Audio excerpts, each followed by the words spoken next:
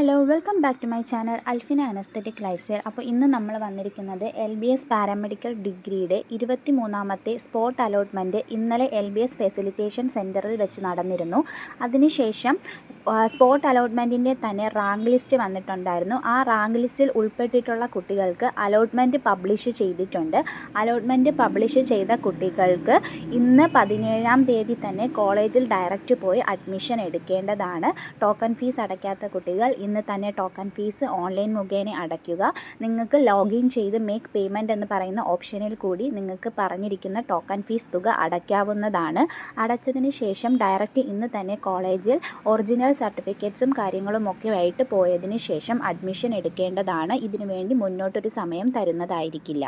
അതുപോലെ already admission എടുത്ത കുട്ടികൾ NOC സർട്ടിഫിക്കറ്റോട് കൂടി പാർട്ടിസിപ്പേറ്റ് ചെയ്ത കുട്ടികളാണ് എന്നുണ്ടെങ്കിൽ നിങ്ങൾക്ക് ഓൾറെഡി അഡ്മിഷൻ എടുത്ത കോളേജിൽ പോയി നിങ്ങളുടെ സർട്ടിഫിക്കറ്റും ഫീയും ഒക്കെ തിരിച്ചു വാങ്ങിക്കൊണ്ട് പുതിയ കോളേജിൽ പോയി അഡ്മിഷൻ എടുക്കേണ്ടതാണ്.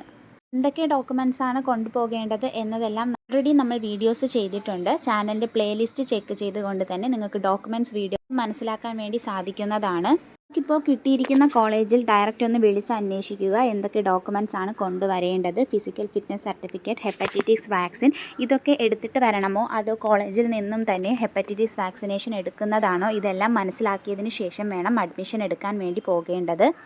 ഇപ്പോൾ ആർക്കൊക്കെ ഏതൊക്കെ കോളേജിൽ ഏതൊക്കെ ഇൻഡെക്സ് മാർക്കിനും റാങ്കിനും ആണ് ലഭിച്ചിരിക്കുന്നത് എന്നത് കമൻറ്റ് സെക്ഷനിൽ ഒന്ന് പറയുക. നെക്സ്റ്റ് അപ്ഡേറ്റുമായിട്ട് നമുക്ക് ഉടനെ തന്നെ കാണാം. Okay, by.